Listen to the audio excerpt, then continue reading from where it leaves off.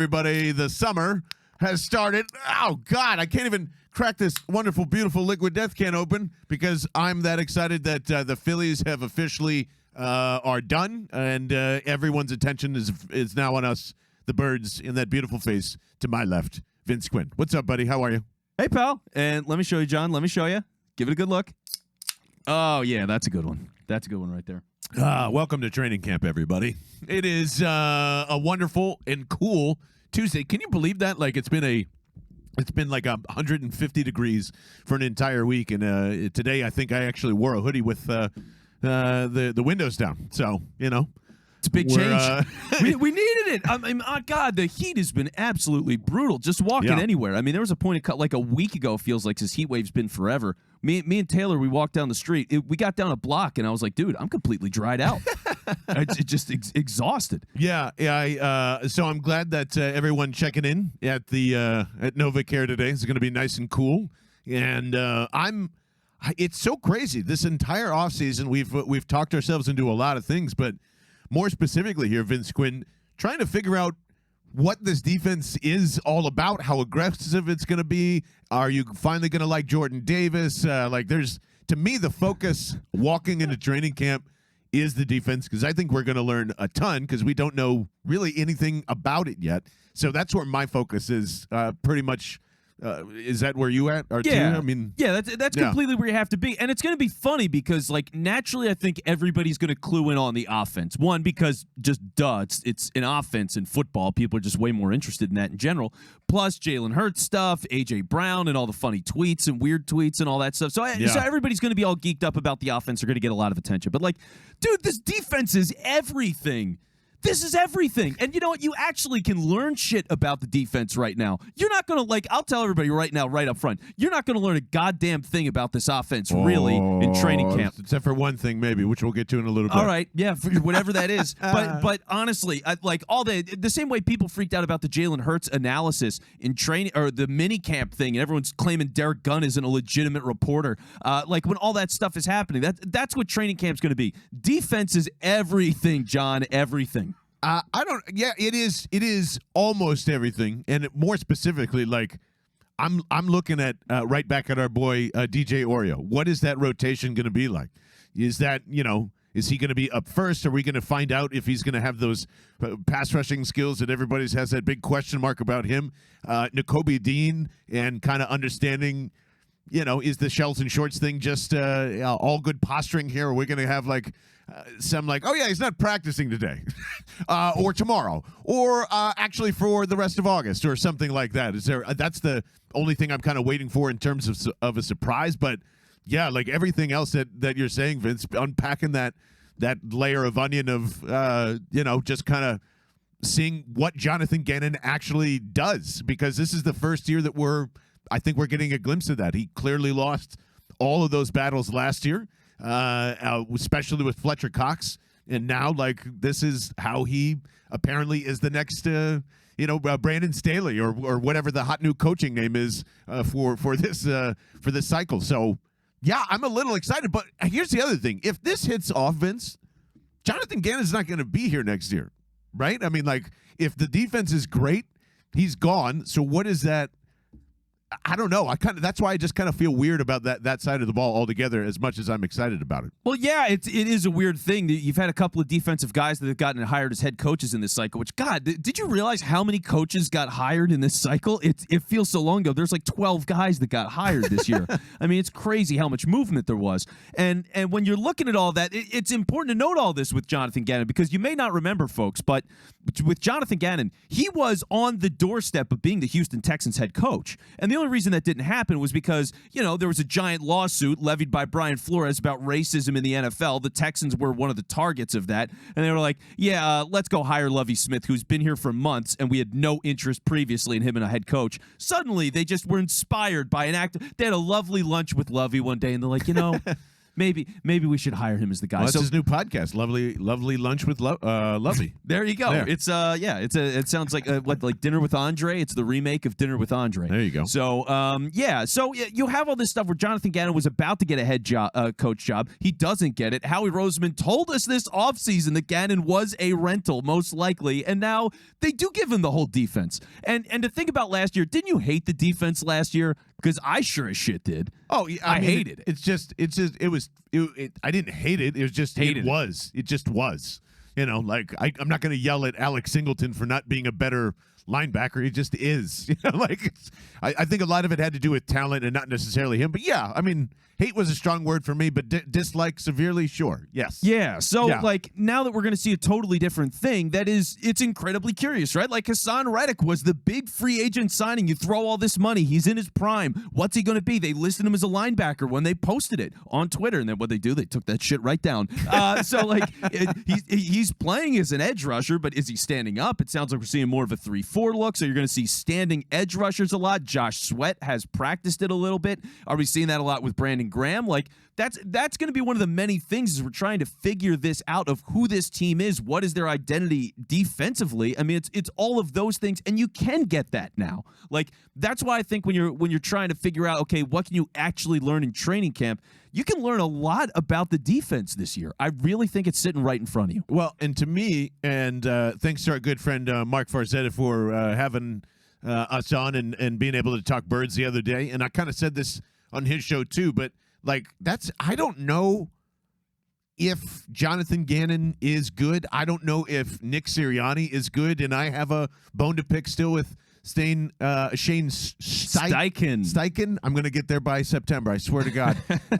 But I don't think we're necessarily looking at that side now, because in total reversal, I actually have like very good confidence in Jonathan Gannon creating a very good defense. I don't know if Nick Sirianni can do that yet.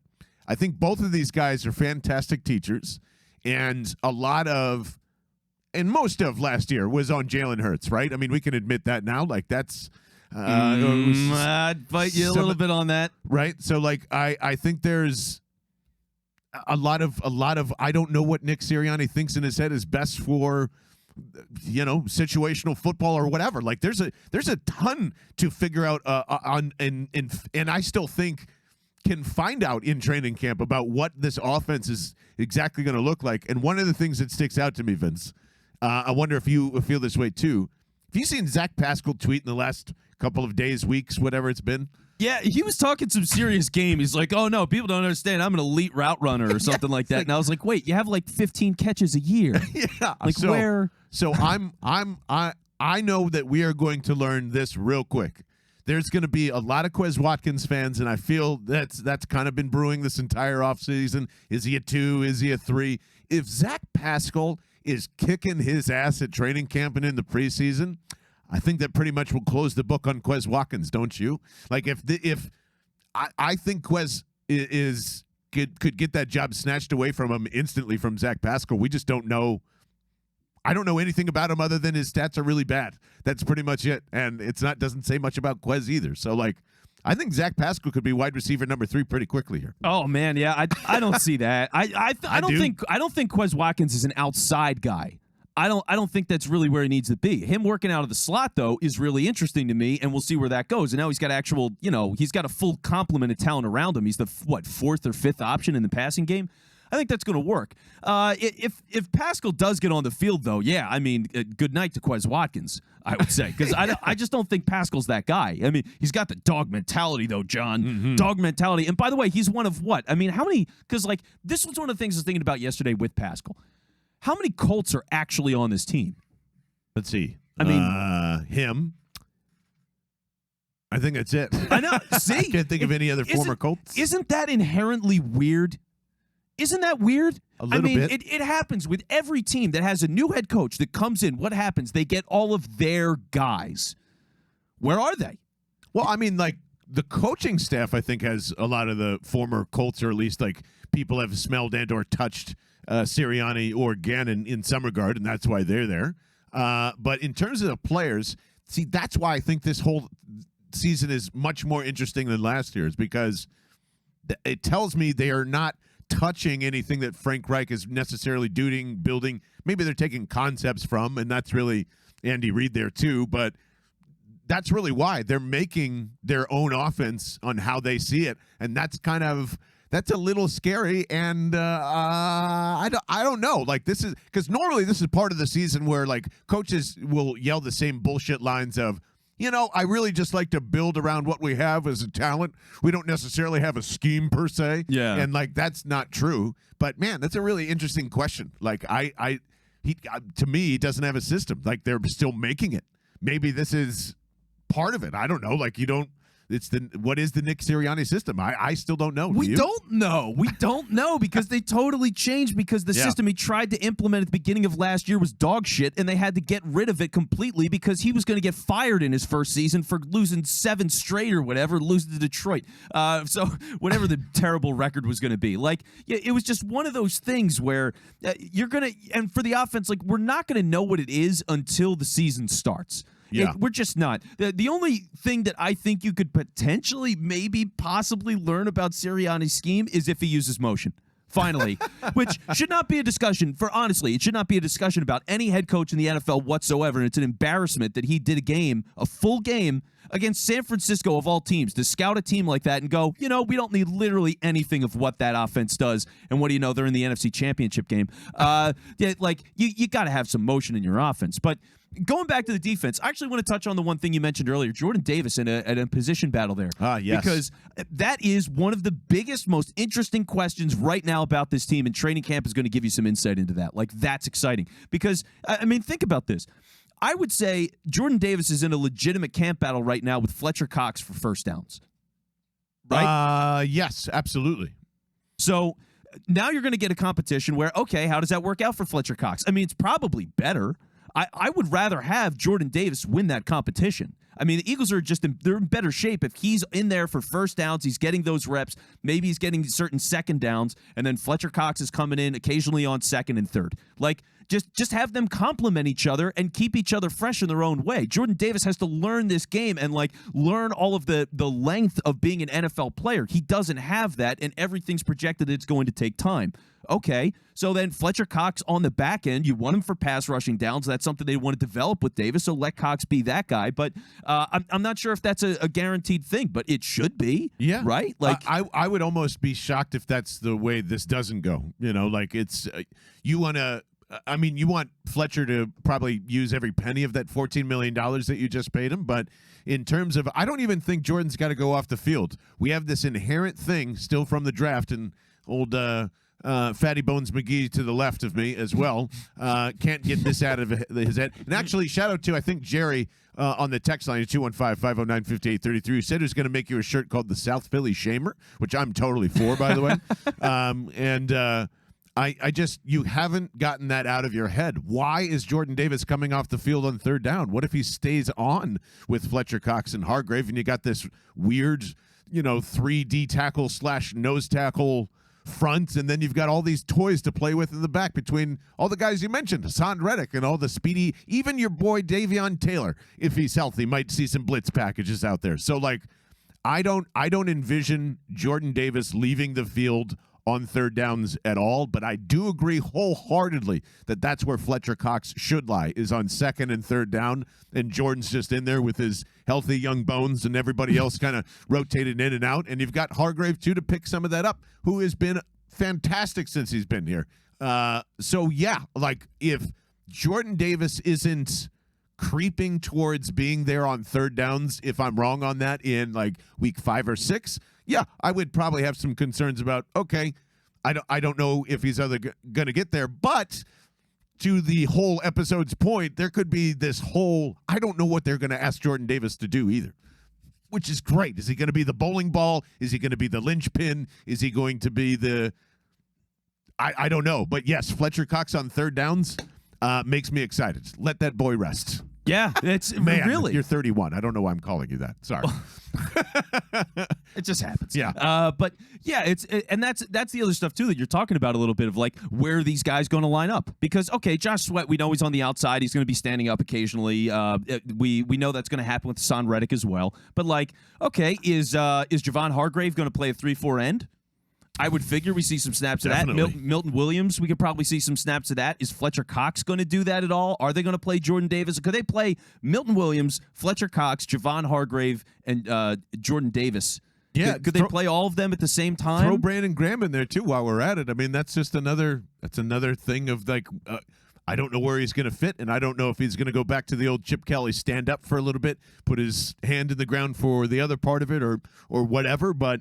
Yeah, it's an interesting defensive line group, which now is, for the first time outside of Brandon Graham, catering to where I think Fletcher Cox should have been his whole career. I know he loves playing in the 4-3 or whatever that is, but man, this is really, really interesting and fun at the same time. So, yes, 100%. It's just going to be weird, too, thinking about, like, where do the sacks come from with the defensive tackles, right? Because, you know, like... Nowhere. That's my hot take. And maybe not. I don't know. But Hargrave was such a sack monster last year. I mean, he had games where he just absolutely dominated in stretches. And so thinking about him like, all right, how many sacks is he going to have this year? I don't know. That would be one of those things if we start getting into like over-unders and all that, thinking about like, all right, what does Vegas peg Hargrave for a sack total for the year? I would love to see what that is. Ooh, but yeah. Right? T's going to get on there right now, I think. There we go. Absolutely. Yeah, I mean, those are the kinds of things that, like, it is so exciting, though, right? Because we have no idea. Like, trying to project anything for this defense is radically new. It's radically different. And it's something that we haven't seen since, I mean, God, I've never seen it in my lifetime, really. Outside of the Billy Davis era, I've just never seen it.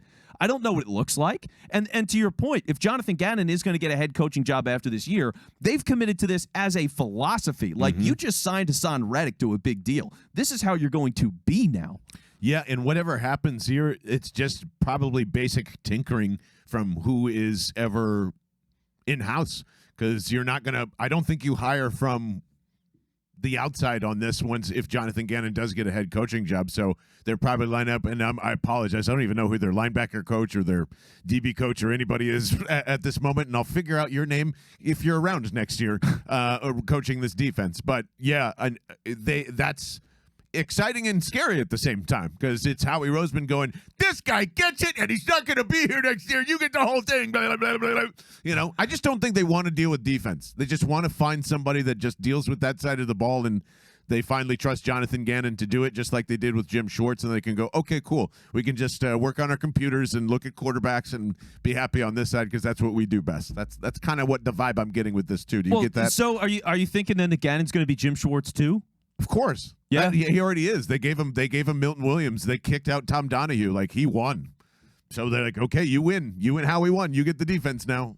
Like, if that was part of the thing, because if I was Nick Sirianni and I was going into this and hiring a defensive guy like Gannon, who's my buddy and I'm really campaigning for, then that's what I would want. Yeah. Because, like, that's one of the fundamental things of doing anything, right? You have to realize the shit you don't want to do and go, yes, you are the guy that does those things because you like doing the stuff that I don't want to do. You know? Yeah. It's just the natural order of things. And it is crazy to me that more teams don't do that or you can't find that balance enough. It's usually a guy who, like, wants a head coaching job and can't get it. But to just go, hey, we're going to pay you a lot of money. You still have all the say on the defense. And by the way, no one's cursing you as much on the radio, in the papers. You don't have to do as many interviews or public appearances. Yep. Like, that's a pretty good place to be. I mean, really, that's a nice job. Yeah, and now he's going to have kind of pick of the litter of where he wants to go next year. And Taylor's laughing at something over there. What would you have to do to get a WIP segment? Oh, Just bashing you. Oh, Like, what would have to happen? Oof. Well, let's see. Giving up a 4th and long gets you crushed. Definitely. That got Schwartz crushed a lot. Yeah, don't run the picket fence or whatever. Yeah, that was absolutely brutal. I would say if you're like the easiest thing is not being aggressive enough. I was about to say not blitzing. Not blitzing is the number one thing that will get people pissed at you and get calls to come in. That's definitely a caller's topic. Oh yeah. Yeah, it's the Buddy Ryan stuff, right? It's blitzing and running the ball. Yes. And if you don't do those two things, you will get calls. That's just how it is. That's how this city is. It's basically a Barney Pearlstein segment. Yes. And for those of you that don't get that joke, that's why I need to join our Discord, which you go to do right now, actually, at bellinthebirdmen.com. And not only that, you might have been noticing these sweet new kick-ass T-shirts that we're wearing as we debuted our Bell and the Birdmen T-shirts on the last episode. So Bigo. Go back and definitely look or watch or listen to that to check out that. But Drew over at Philly Sports Shirts is so amazing that he sent us an entire box of his clothing line for the entire season. Shirts, John. We are swimming in it. All over the place. They're just everywhere. Landing on Vince's microphone left and right. So That's there how you many go. shirts Look at we that. have. Like That's beautiful. Beautiful. The classic fly shirt, the Road to Victory shirt I'm a big fan of, and also the hoodie of this is fantastic, and this can all be yours at Philly Sports Trips. Sports Shirts. You can go there too. We'll get to them in a second, but Philly Sports Shirts, our good friend Drew over at phillysportshirts.com. You can grab 15% off by using the promo code BIRDS15 or Bell15. Excuse me, is that right? Yes, it is. It is Bell15. So it's the entire store, but also, in case you didn't mention this, we have our shirts on there too. Yes. So brand new Bell and the Birdmen shirts, which we just launched, and Drew was nice enough to extend the sale. So it was supposed to be a 48-hour sale that expired. He decided to let it run until July 31st. So you have until I believe that's Sunday. And you can use the code, again, Bell15. Bell in all caps, I'll say, because I don't know how finicky that stuff is. It's not. You can just use Bell. Yeah, well, Bell15 is how you're going to do it. And 15% off the entire store, as Vince said there. An incredible deal and a very, huge thank you to Drew for extending that because, we're very brand new as partners here and just a fantastic job by everybody over at Philly Sports Shirts. And the 31st is an important date because, as I slipped up and mentioned before, Philly Sports Trips, my friends, we are giving away a all-inclusive trip to Washington versus the Eagles Week 3. We're going to go down to FedEx. We just confirmed this today, and this is why I'm mentioning it as well. 500 gift boxes from Awesome Sauce, Righteous Felon, Liquid Death. These shirts will be in there. We'll have some lucky winners for these, our Bell and the Birdmen shirts. But over 1,000 gift boxes is what we hope to get to. We have 500 right now with snacks, with water, with all sorts of stuff as a thank you for trying to come and accomplish this humongous goal of getting 1,000 people to FedEx Field. And guess what? I think we figured out what we want to do while the Commanders are on the field, right? I mean, there's only one thing to do. Foles. Like 1,000 people screaming Foles, even if we can only just do it for a quarter, would just warm my heart. So that is the real reason we want you to get there. So go to phillysportshirts.com to get your shirt, and then go to phillysportstrips.com to book your ticket and wear the sweet shirt on, the sweet trip where there's going to be a massive tailgate. Hollis Thomas. There's a private bar that Vince from Philly Sports Trips just told us he bought specifically for that spot. I can't tell you how many awesome things are happening, including buses that are now leaving in Allentown for this. Yeah. Is that right? And we are working on some spots around Temple. At the Navy Yard is the main hub. That's where we got 6 or 7 buses right now. Just going to be an amazing season. And the fact that training camp is starting off, we're arguing about, wide receivers and defense and stuff like that already. It's all going to be great. So phillysportstrips.com, and you can win an all-inclusive ticket by texting 215-509-5833. Take me to Washington. That's simply all you got to do. And we pick the winner on the 31st. Just as when this promo code runs out as well. So it was a mouthful. It's a lot, but there is a lot going on, and that's why you got to get on board. And if you missed any of this, bellandthebirdmen.com, it's all there. Yeah, it has been a Muppet Show kind of craziness behind the scenes, I would say, pretty much every day around here. Yes. So, that's why, though. It's stuff like that. So, thank you to everybody that's bought shirts already, bought tickets, like everybody in the Discord that's like, yo, I'm coming to Washington and all that. It's going to be wild, man. Jello shots Oh in my syringes, God. John That's got. right. It's crazy. crazy. Shout out to 2D Distillery for that. Literally Jello, 1,000 Jello 1,000. shots we have committed to this trip. In so, like, syringes. yes, it's unbelievable. It's going to be completely ridiculous. So this trip is going to be so much fun, and the whole season's going to be great. So that all that stuff is coming. But I want to get back into the defense a little bit more because, again, like I think everything is about the defense this year, especially training camp. It's just how different does it look and feel? Who's playing where? What are the expectations? And it's not just the defensive line and how much that's changing. Dude, there are 12 corners on this roster. There's 12 of them. 12? I mean, that's completely insane to think about. The Eagles, a lot of years, like they'll have 7 or 8 wide receivers and they're all competing, and you might have like 6 or 7 running backs once in a while and they'll keep 4. But like 12 corners, and it's crazy too because when you look at the top of the ladder there, I mean, you have Darius Slay, James Bradbury, and Avonte Maddox, right? So that's your starters. Those are the 3 guys you're going to see on the field basically every single play. Those guys are going to play a ton. You're not playing a whole lot of the other guys. And to have 9 guys competing for those spots is going to be wild. I mean, that's one of the most exciting things in camp. And it's not just that they're battling. It's just figuring out who the hell are these guys? Because I don't think anybody knows. Well, are you asking who are these guys, or are any of these guys good? Because that's my question. Well, it's are any both. of these guys good? We know my boy Tay Gowan's good. Lock him in at number 4 on the depth chart for sure. Sorry, I just gave away an answer on the Sporkle. Well, God that is something that I decided to do. But you should know that if you're watching this, basically like the free space, right? So yeah, no, John, you've mentioned Tay Gowan a million times. Yeah, and wrongly so in each case.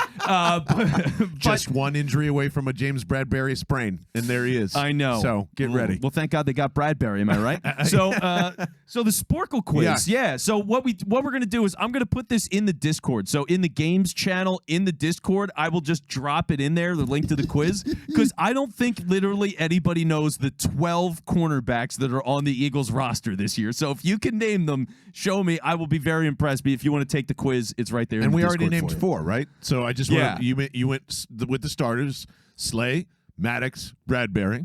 Yep. If you're new to the show, I've been saying Tay Gowan for about 9 months, so welcome. And there's your 4. After that, because this is interesting, I didn't even tell Vince names.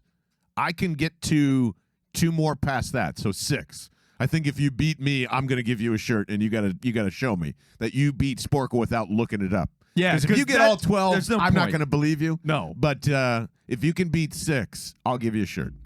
So, like, Vince, definitely put the link in the description of the podcast for sure, and right here on the old YouTube. So it's going to be down there somewhere. And I bet one name. Like, you have to be. If I have to spell this person's name correctly, I'm out. That's the only problem. So I'm sure that you and I are very much like that. And That tracks. Vince is the smarty pants over here. Spelling and pronunciation. Yeah, not the Barchard strong suits. I skipped all that. You're a speaker. It's okay. It's so yeah. Like all that stuff though is really funny. You think about that. The linebacker competition is crazy deep. There's so many different guys now. Like Kaiser White was a thing that happened and nobody has really talked about it since. Sean Bradley's on this team. It's like okay. I mean, is he going to make the team? I don't know. Did he get a? I felt like he got paid last year. Am I Did they making that up? extend him? I mean, he was a tiny 5th one. rounder a couple of years ago, so maybe they gave him like a year extension or something. I don't know, but there's so many linebackers on the team, and again, it's changed now. Yeah. So with the responsibilities a little different, it's like okay, well, I mean, where are these guys playing? Are these guys going to be blitzing? Does this help Davion Taylor, my man? Maybe. I think it does. I think it does too. I'm a little bit excited to see where his progress is at in terms of health, and if they use him just like as a blitzer. It's going to be a lot of fun, and I meant to mention that too. Like, I think that's where who is your first linebacker to get cut? Because I still think it's Kaiser White. Oh, even marked as a starter. I feel as though CBs and linebackers are almost the same because we don't have a Sporkle for the linebackers, but man, it went from no depth to guys I've never heard of before in my life. It goes on and on and on. So I think because everyone just assumes whatever Howie touches as a middle linebacker is just going to end up working out, and then it never does, and we always forget this. That's why I'm picking him. Do you have anybody that's like, oh, he's a shoo-in, that you're like, I'm not so sure anymore. Yeah, I mean, honestly, all these linebackers, I think Davion Taylor is very much on the hot seat. Oh, definitely. You know, so like he's Yeah. on the hot seat. I think it's just all these guys all these depth players. It could all change. I mean, TJ Edwards is a weird thing because he's kind of lost in the shuffle right now, and he had a decent season last year. Like, is he going to start? Is he going to be traded for depth somewhere else? Like, I don't know where anything's going with him. So it's all peculiar. It's all interesting. And they're all things that we're going to learn. Offensively, though, I want to get into one that I've got. Okay. Because I know everybody's going to make a lot of fuss about Jalen Hurts, and like I get it, but I don't care. The main one for me is honestly Carson Strong. Yeah, that's going to be a fun one. You're not interested in our friend Gardner Minshew going around in a bus all off season with his, mustache. You're not interested in what Gardner's bringing to the table? I'm interested, and I hope there's a documentary of that. But outside of it, not like Gardner Minshew, the player, I think we have a pretty good idea of what he is and for where he's at, fine. I wouldn't get rid of him. Also, I know that's floated around a little bit with the season coming around. Like, even That's if Carson, let me make this clear. Like, even if Carson Strong kills it, which I think he can because a lot of people evaluated him as a third-round talent, but he just had a bum knee. Well, if he looks... Hold on. Sure. There's a difference between a bum knee and having no cartilage, and that's he's got the J.J. thing, so that's why he didn't get drafted. Yeah. Not a bum knee. Well, there. Okay. Yeah. So he has no. Yeah. It's a major. Cartilage. There you go. Like he's probably done at 29 is what they say. So that's why. So yeah. So that's obviously it's a problem, right? It's a big problem, but it's not like, oh my God, Carson Strong crushed it, we should get rid of Gardner Minshew. No. Like, if you're talking about trying to be a Super Bowl team, why in the hell would you get rid of a guy that's now been here? This will be his second season. He started in the league multiple times. Like, you just don't get rid of that guy for a guy who is an undrafted rookie right now, as much as I like him. You don't do it. So I don't want to change that. But if he can make that competition interesting, it's just long-term thinking about what he can be as an undrafted player is exciting, and maybe he's a guy that Howie flips. I love where your head's at, but I tell you exactly what's going to happen. It's the right competition, just not between QB2 and QB1. QB2 and QB1 are going to make a lot of noise before September happens. And speaking of radio callers referenced before in this episode, get ready for that, man. There's going to be a lot of people that want Gardner Minshew to start, and I think that May 31st report from Derek Gunn planted a seed to say this thing's not over yet, and the guy in the fucking bus who's a crazy man, who this is the only thing he wants in the world, who has just as much zhuzh and sui and whatever the hell Jalen Hurts has going through his body. I think that's exactly what's going to come out of training camp and going to screw up our whole run. I guarantee you someone is going to say Gardner Minshew should be starting for this football team this year. All right, I like that. The Gardner Minshew propaganda network, hard at work. It's coming. Trying to slam Jalen Hurts and get stories Philadelphia. written. Yeah. Just remember this day. I got to tell you, I'm really rooting for Jalen Hurts, but Gardner Minshew has looked exceptionally sharp with working with the ones. Print the tweet. It's coming. Yeah, I know. And all the retweets and hate tweets and dunking and, all that shit's going to happen It's too. the most wonderful time of the year. Yeah, training camp, baby. I'm so excited for it. I hope you are too.